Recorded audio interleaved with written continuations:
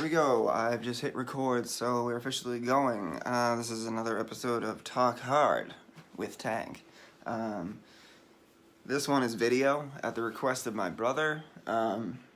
He insisted that video is better. I can't exactly argue with him. I gotta keep remembering, look here, look there. Alright, that's good. This is not easy, exactly, for me to do this.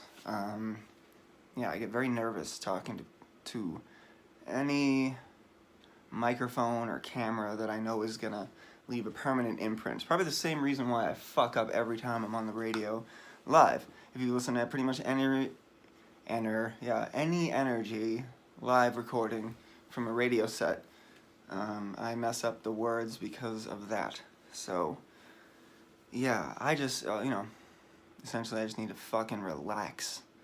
Which is why I took a little something before this that hopefully kicks in soon. A little something that I'm supposed to be taking. Anyway, let's go to my notes. Shark. I love how there's just, I don't even know what some of my bullet notes or bullet points. Just shark is one note. Alright. Why I've been so reclusive. Let's just start right there. Actually, first of all, can you see my Misfits lunchbox up there, and Jerry only? He's tickling his feet right there. And, yeah, I got a Misfits VHS there. Well, yeah, I'm wearing my Misfits plugs. Yeah, anyway, just want to say that. But yeah, back to seriousness. Why I've been so reclusive. I believe that it's primarily because I have not had a car. I don't know, I feel more comfortable doing this because I can actually see myself with my glasses. I haven't had a car in a long time, and it's pretty much made me aware that if I'm gonna make anything happen, I have to make it happen. Because nobody's gonna really come down here and make it happen, which is good. It's taken me a while and a lot of long, slowly learned lessons, I guess. I don't know. This last year has been very weird, and I've been very reclusive because I was very reclusive as a teenager for, whatever reasons. I stayed inside a lot. And I found a comfort in that. Found a comfort in isolation and solitude. And I started to not even like going outside. When my friends would ask me to come out, they would say, come to the skate park, come out and do this, come do that. And I would just try to stay inside. I would try to just tell them I had far more exciting things, like new music to show them, and I was playing my guitar, and a lot of the times too I really couldn't go out. I was grounded and stuff like that, but yeah, I just was inside a lot, and now that I have my own place, and I feel definitely the most in control of my own life that I have in a long, long time, in the sense that I just have 4 walls and a closed door that I can call my own, and that's really important and special to me. I like having, personal alone time, and actually that's what a lot of, doing this podcast, this Talk Hard with Tank, these video updates, whatever you want to call them, vlogs, I don't know, I don't really care. That's what this is. It's a way of me getting, even more just solitude and alone time, because I'm kind of talking to myself, but I'm not, because I'm also starting to learn that when I upload these videos, real people are watching them and viewing them, and it's not just because of the view counts, it's because I've been getting text messages from old friends, and I've been getting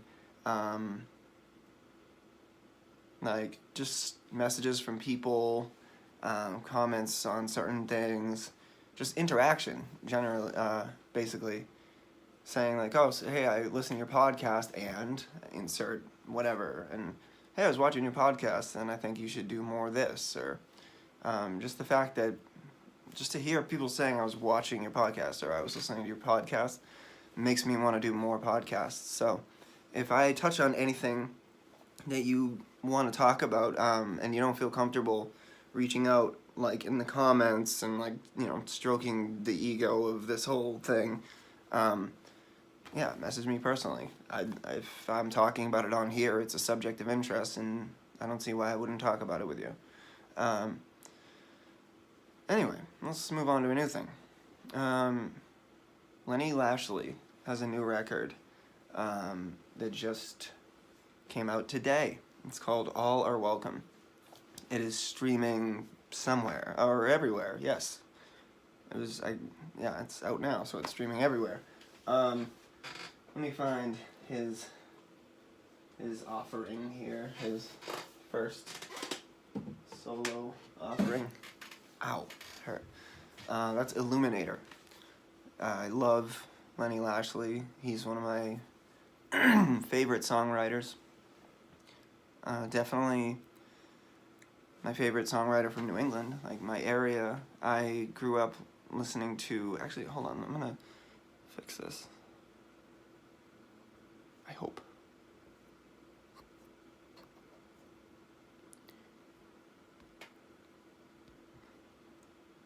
Good.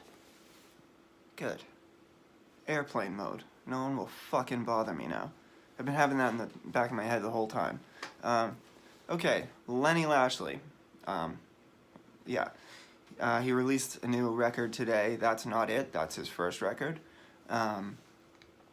He's the singer and primary songwriter for the band Darkbuster, which is a punk band from Massachusetts in my area. They were the first punk show I ever saw, and it was life-changing. And I spent a long time, many, countless hours in my bedroom practicing as like a teenager in the 90s to 22 songs you'll never want to hear again.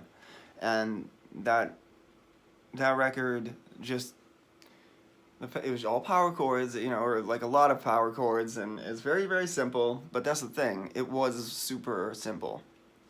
And that's what I was amazed by, was how like much it was moving me emotionally, and how fun it was, I'm not gonna say that the drinking songs are like moving me emotionally, although Cheap Wine and Cigarettes, if you switch those in and out with any sort of thing that you use to cope, I mean, who can't relate? But I digress, as Nadine loves when I say. His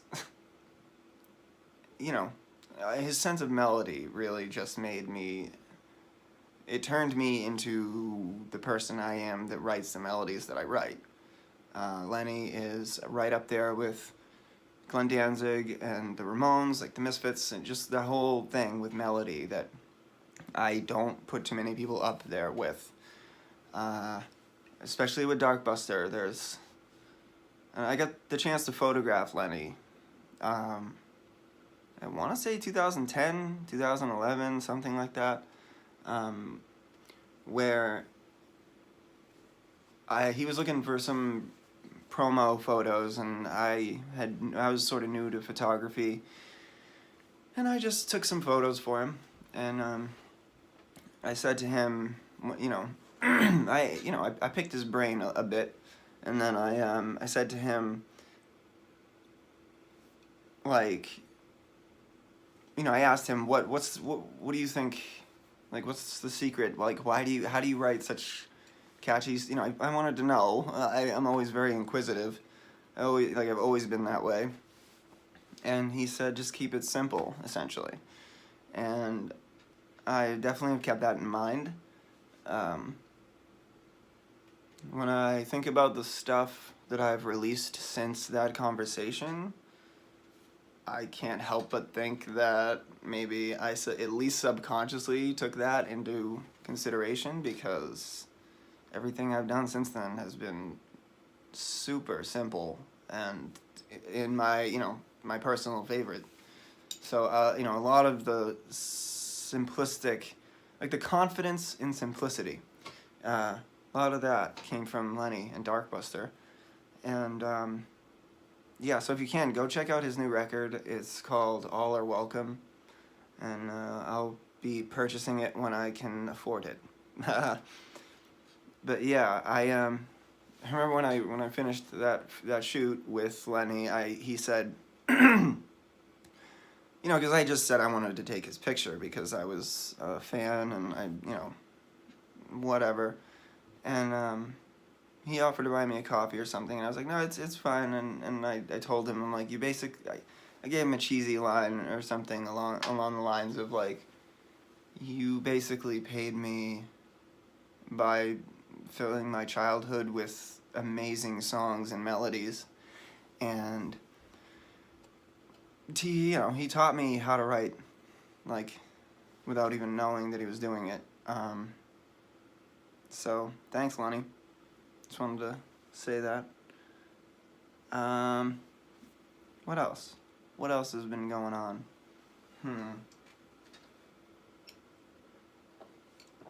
Ghost lost to Greta Van Fleet, I believe. I think they were competing in the same category. Maybe not. I could be wrong. I'm fairly out of touch with that stuff, but whatever. I don't really care about the Grammys all that much. Yeah, let's see. I wanted to be more. Oh, I got a new receiver. Yep. I'm not gonna get into it, but my old one broke, and yeah. Well, I mean, it's not like anything bad happened. The volume knob just stopped working, so I got a new one from my mom. I mean, that's pretty much the story.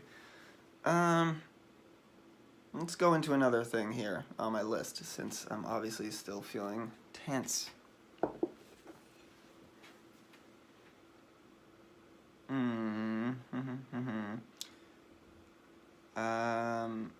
Surviving off showers and free food at Sinai. Okay, I don't know. I just apparently wrote that down because I must have thought that was like a subject of interest. Because I watch people tell stories a lot, and I see other people being intrigued by these stories, and I'm like, Jesus Christ, like, I've experienced a way more interesting version of this story, and I haven't told anyone because I didn't think it was worth telling. Okay. But, anyway, yeah, I used to work in a hospital. It was a hospital, like, rehabilitation center, and a lot of people were just terminally ill there, so it was fairly depressing atmosphere to be in. But I was also homeless. Yes, that's what it was. I was yeah, because somebody said something about like somebody being like homeless in a band or whatever, and I was just like, I'm like, I've been like in and out of like not having like an actual residence like for a lot, like most of my, I don't know, along many years that I shouldn't have been. But I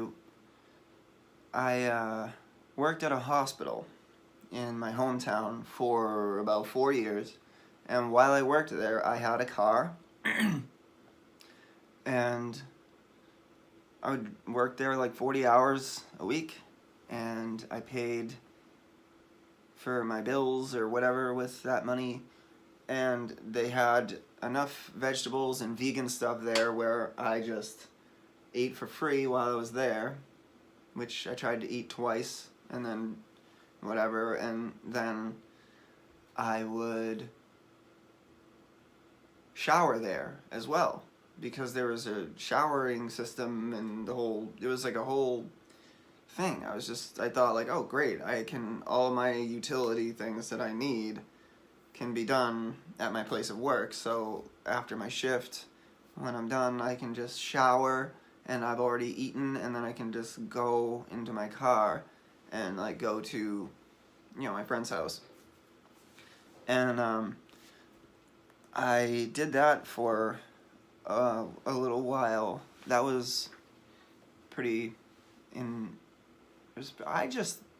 I viewed it at the time as very convenient because I really needed all of those things, and that was like a place that gave me all of those things. I wasn't a very good employee. I got fired eventually just for being terrible at my job. I had a relative that worked there that got me the job. So that's pretty much why I had the job for as long as I did. And then eventually they were just like, he's just not good. We have to fire him. And that relative said, so be it. And yeah, anyway. But I did that for a while. I slept at friends' houses, and I did like a lot of stuff like that, like a particular friend's house for a long time. But it was never like I lived there. I mean, I did, but I didn't. Like, my stuff's just been everywhere. This is why I wake up every day so thankful that I have this. Just a room and some music. That's all I want in life. Just a secure room with some music. It's just nice. I just like this solitude. Maybe it's from just having such a jarring childhood or whatever at times. At times, I don't know. But, actually I do know. But, yeah.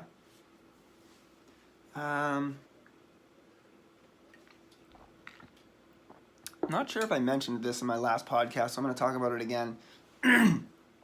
I got a Tascam 4-track analog tape mixer recorder thing at the suggestion of Joe, an ex-member of Energy.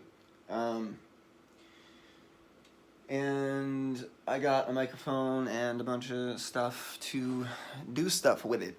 And I'm just waiting on one more thing that's going to be able to allow me to transfer things to the computer. And then I'm going to start recording songs. I think I might start with either covers, or I might do specific Energy songs in acoustic arrangements that I haven't done before, just to test out the machine and get used to it more. If you want me to record any kind of song, any song in particular, if there's a song where you're like, oh, Tank would do that really good acoustic, or whatever, or if you're just thinking of it now and something's popping in your mind, leave a comment below, please, and tell me what you want me to sing. I will sing it, maybe. Probably not, actually. I'm really not that good.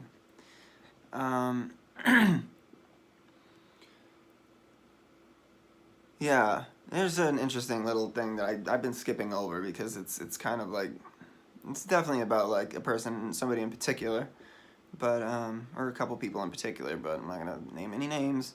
But a few ex-members of the band. Ooh, is he going there? Tried to tell me at one point that I was the most easily replaceable member of the band, and that I was essentially a one-trick pony and just held out long notes in every song. These people were some of the first to go. Yeah, I just wanted to point that out, yeah. But I remembered that's stuck with me over the years, for so many years, that little comment, as shitty fucking comments are to do. But, yeah, I wanted to share that. I've been getting discouraged by people from within the band even, since day one. Yeah, something about me. People just don't want to root for me. I don't know what it is. And, yeah, fuck them. But, yeah, I don't know.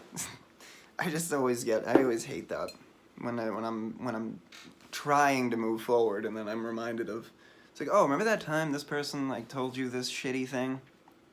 It's just, that's never fun. What am I doing? Putting my hair behind my ears so I don't suck it up into my mouth again. That's been like a thing lately that I've been dealing with that I haven't dealt with yet. Having hair at like this length is that it's like starting to get caught everywhere. It's insane. It's like right in my mouth, it'll just go, this part will get caught under my arm and it'll tug on my neck, and I have neck problems, and it's like, Jesus Christ. But no, I'm not going to cut it. I'm going to grow it even longer. I'm going to grow it long to the point where none of it's an issue.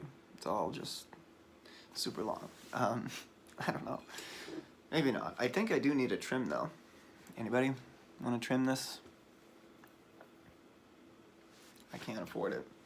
But, what else do we got here? Let's go on the old iPad and see. Jesus, I really hate when that happens. That happens to me like 5 times a day. That like thing when you eat your own hair. And of course, it happened to me right when I was talking about something dramatic. But that's fine. Let's see. Let's go on Facebook here. Let's just see what's happening. Okay, cool. I was trying to lock down a download of Darkbuster's first record, and I think I might have secured that. That's pretty cool. What else? Oh, here. Good. Good thing I opened Instagram. Got a message from... Why am I still doing this? Not that I don't mind talking for you, Lenny, but it doesn't have anything to do with my video. So I'm just going to put this away from wherever. I got a message that said,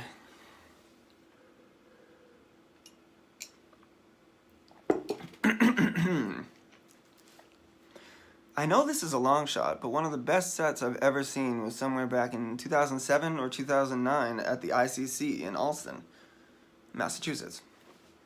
It was either with Vanna and Therefore I Am, or it may have been 4 Years Strong and Lost for Words. A lot of those ICC shows blend together that far in the past. You guys were outside with stencils, spray painting Energy Crew on people's shirts. You were, I think, the third band to play. The venue was definitely sold out, and I've never seen a crowd explode like that when you guys took the stage. I'm sure this is way too vague, but I haven't ever successfully found footage of your set, and I was wondering if you might have it tucked away somewhere. I've been looking for it for years, but when you started with just saying, Energy Crew, open this place up, or whatever I said, I don't fucking know.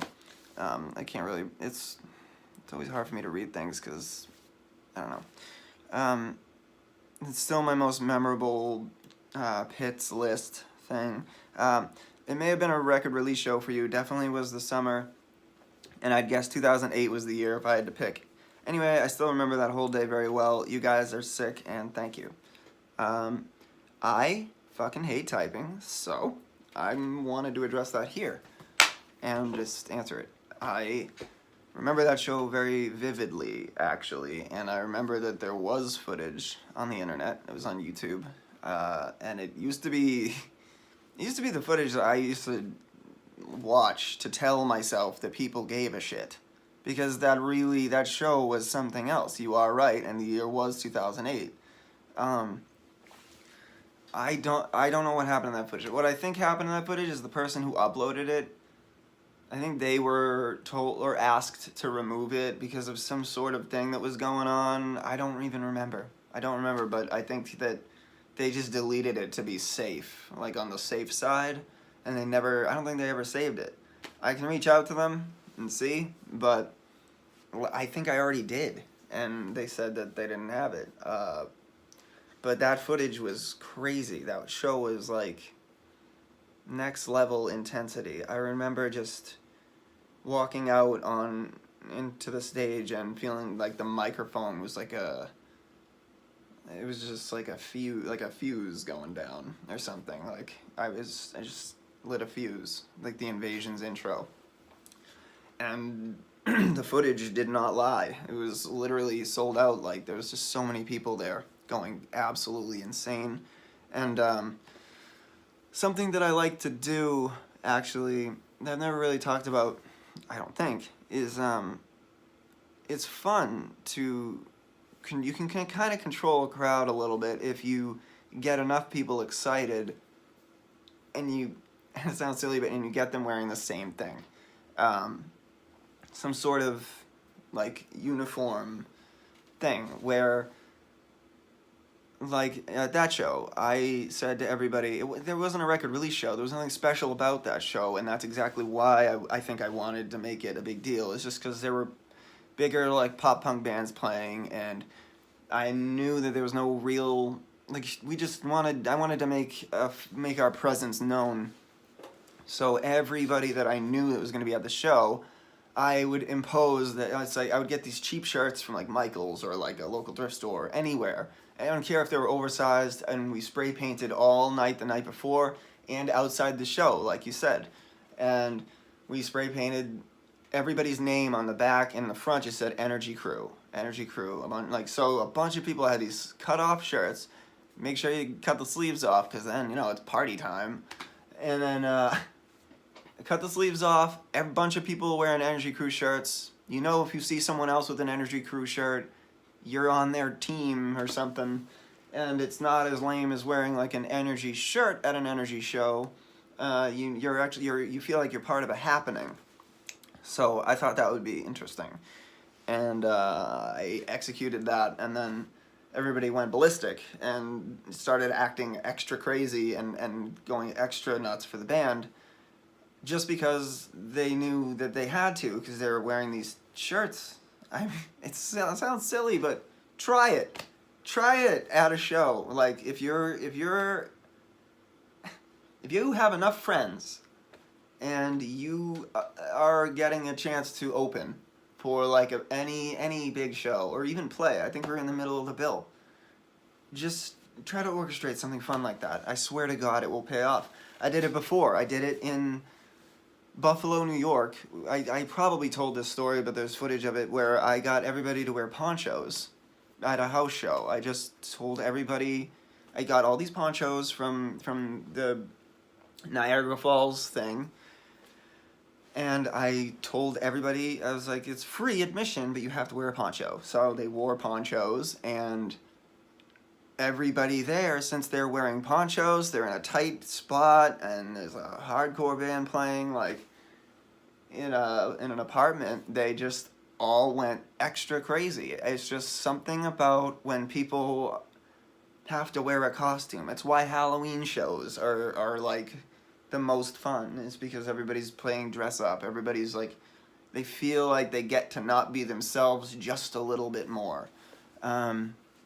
Or less, or whatever, the right wording for that is, but it's just a fun little thing to employ occasionally at shows. I mean, obviously you don't want to overdo that kind of thing, but I always had fun doing it. I haven't played an Energy show in a long time.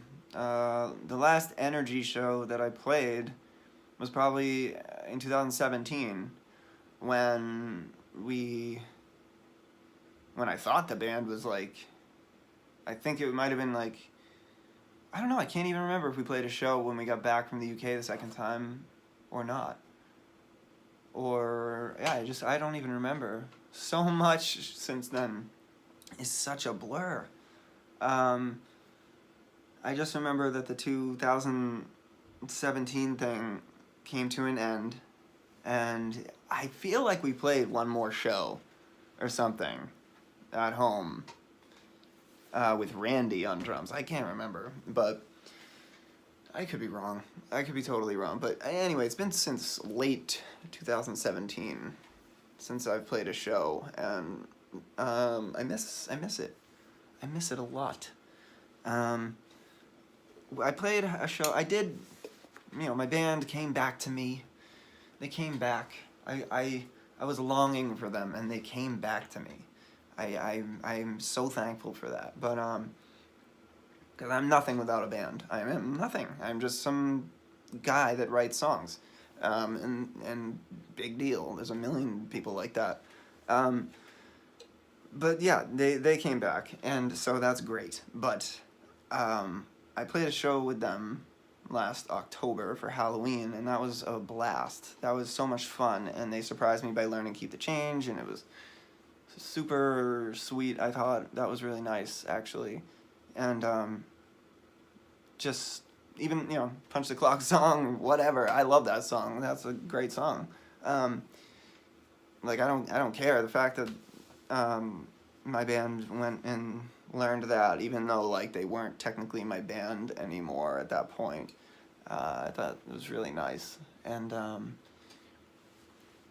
it was definitely fun. Like, that gave me a charge. I was super intensely, like, happy when I heard them go. I was like, oh, this is, yes. I was like, I'm so happy I get to sing an energy song, like a hardcore song, like with a full band right now, even if it's to fucking, not that many people. I was just so excited to do it. And I want to say that I feel it might have been something to do with that experience that I hope maybe that had you guys come back, but, or them, I'm going to assume they're not watching this, or if you are, this is awkward. No, I'm just kidding. But, yeah, thanks, guys. Thanks for coming back. I need a band. But yeah, I've been writing a lot lately, actually. I feel definitely inspired. Lately, I've just been more focused and getting more done. Yeah, I wrote a song. It's temporarily, I don't even know. I don't want to even give away a temporary name. It was formerly called The Ghost That Couldn't Sleep, but I mean, that does kind of sound like a children's book, and that's not really the vibe of the song at all. It's more about, I'm not going to get into it, but yeah, it's changing directions. It's got a very Disarm, Smashing Pumpkins kind of vibe to it. I'm hoping I can just turn it into a cool song that my band likes. If not, then I might release it solo. That's another thing. I don't know. I don't ever know what to do. It's I definitely gotta get it through my head, my stupid fucking head, that some stuff shouldn't probably be energy, and then other stuff should probably be energy, and I should probably focus that energy on energy. Where, like, if I'm gonna write for energy, I should definitely think, like, more along the lines of, like, well, what is the idea, the general sum, the final sum, like, idea of energy, and then, like, write with that in mind, instead of just, like, how I was toward the last end of the cycle with the Under the Mask EP. I'm glad I did all that, but the Under the Mask EP was a little bit of, like a +5 or something, or a +4, however many songs are on that. Whereas it was most certainly a continuation of Apparition Sound, where they were just certain genres, certain sounds that I wanted to explore in that studio with Chris, like definitely the heaviness of Under the Mask, the alt-rock thing, the Witching Hour. Like, I wanted that to be like my dark punk, horror punk opus thing. And then, just A Prayer for Rain, that's just like a really good song, but I think that was like a really good example of, like, it's like, alright, that's like the super poppy version of, like, energy and what energy should be, because I'm liking that song more and more and more as time goes by, as time goes by, and I don't even think we actually played it in the United Kingdom. And that's like what the tour flyer was, which is kind of funny. Or we might have played it like a couple times, but we never really like learned it because Randy played it, and then he quit, and then Eric joined, and on drums, and then he like sort of learned it, and then we like played it, and then it didn't sound very good, so we stopped playing it, and then that was that. And I don't think that song's like even been played live much. So while there was a proper promotional cycle and there was, you know, all that stuff, we didn't really get to perform A Prayer for Rain for audiences at all, and that's definitely a regret of mine, and I hope to be able to do that soon. I don't want to, I don't like having these, like, delusions of grandeur that, like, I'm going to be, super famous someday. I just am going to aim for that for the rest of my life. And I'm not going to give up on just energy. I think that that's probably what it's going to be. That's going to be the constant in my life. Yeah.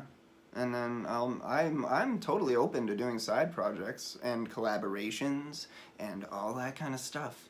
If anybody wants to, let's go. It doesn't have to be energy. That's fun. I like that stuff.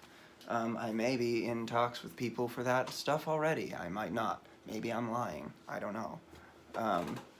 But I've collaborated with many people over the years.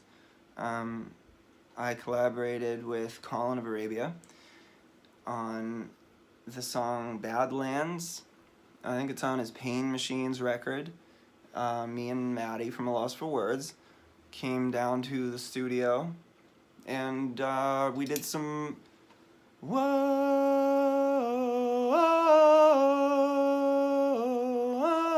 I think that was the melody, and then I remember I'm pretty sure it was my idea to say like we should add a higher third there, like a like some kind of.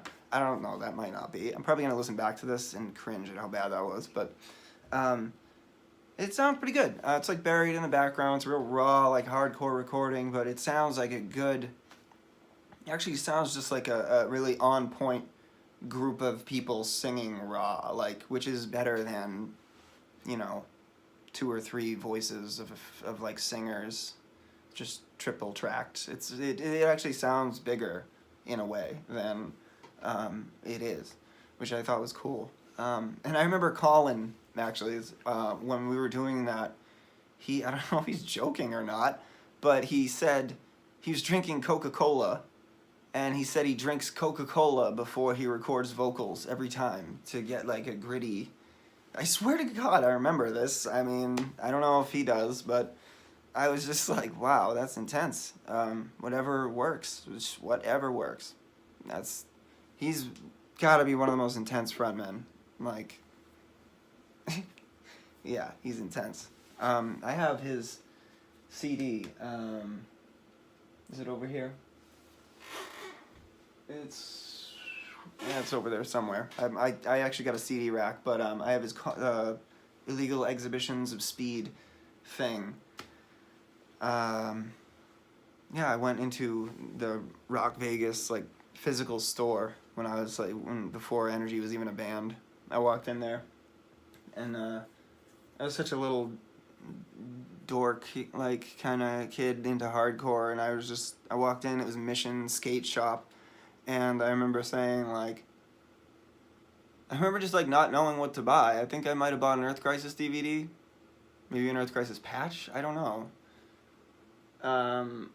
But I also bought Colin's CD, and I think he rang me up, which was, I guess funny and awkward in hindsight, but for some reason I didn't think that was like weird at all. I wonder what he thought of that, or if he even remembers that.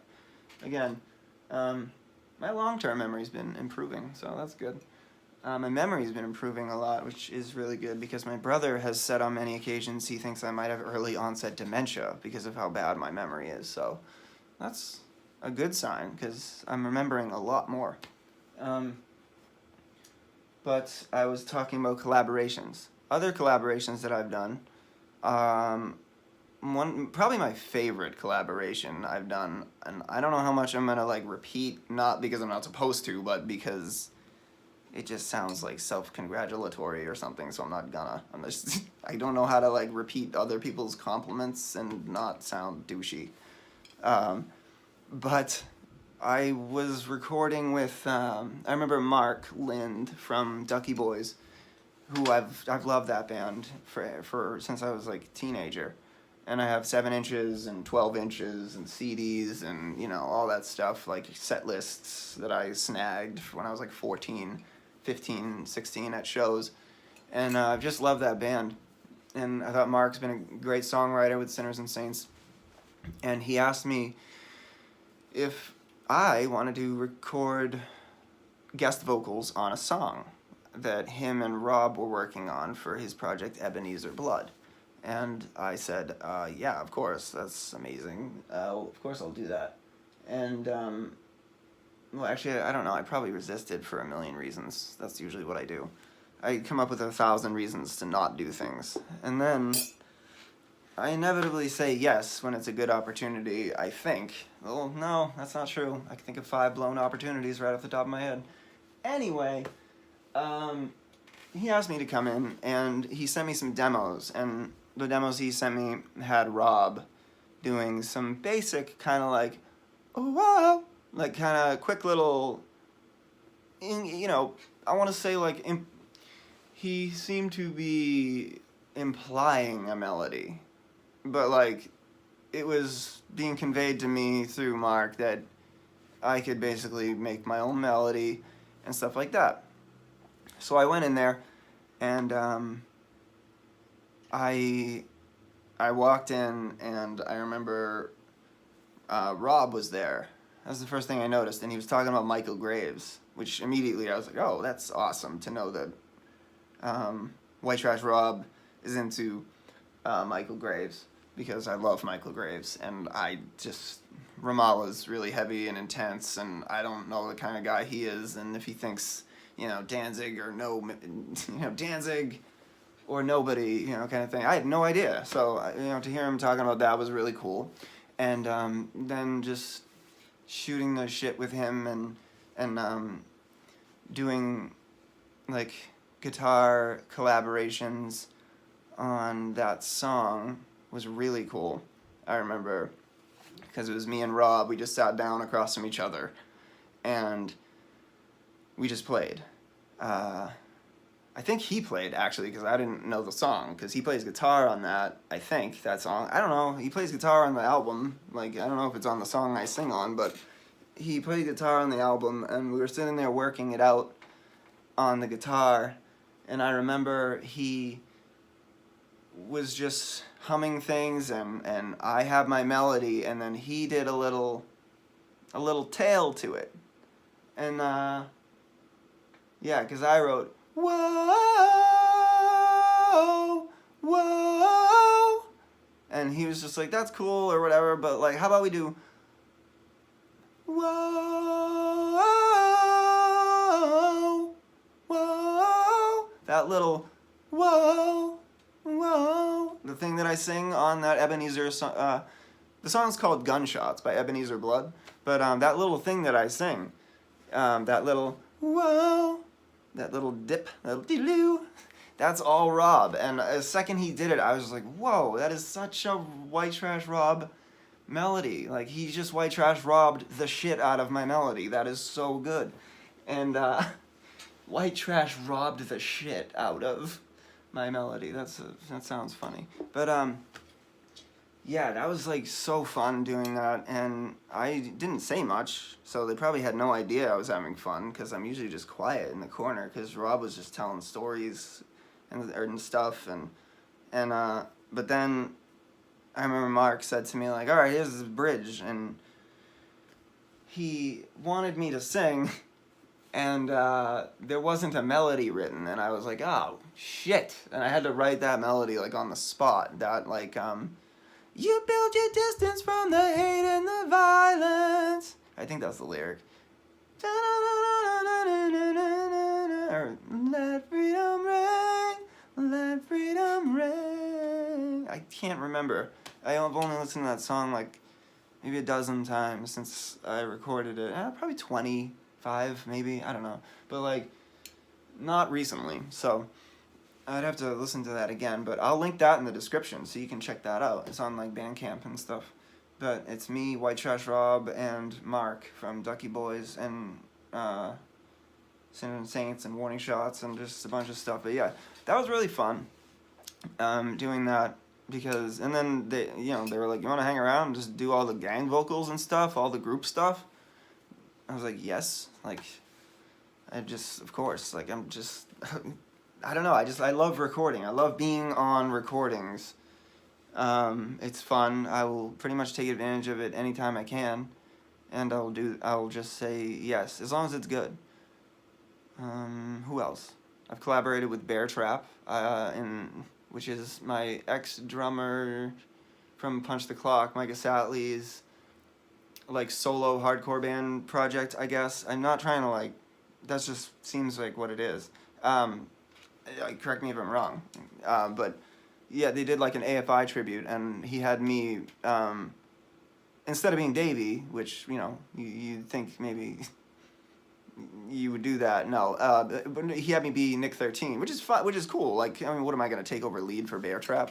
But I thought that was pretty cool. Came out pretty cool. I think that's on Bandcamp somewhere. If I can find it, I will put it in the link in the description below as well.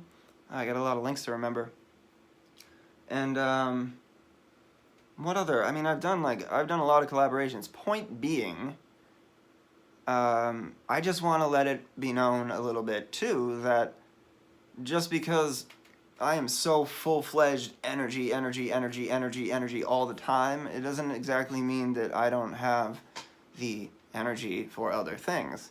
I would love to do projects as long as it seems like it's in the realm of something that I just wouldn't probably do with energy at this point, based off of where I feel the band should be going. Going on 13 years in. But yeah, I think that I might try to wrap this up, seeing as I got pretty comfortable at the end there. It's going on 48 minutes. I wonder if there's anything else I wanted to touch on. If not, I mean, if so, I'll do it in the next one, because, I just want to say thanks, Eric, for making me do the video one. There's just a multitude or a myriad or reasons, whatever you want to say,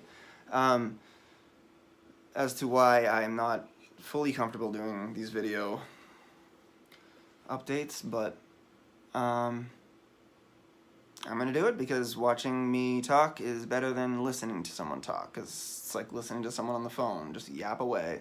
At least you can see my expressions and stuff, and I feel like this is also a way for me to communicate with the outside world, being so reclusive.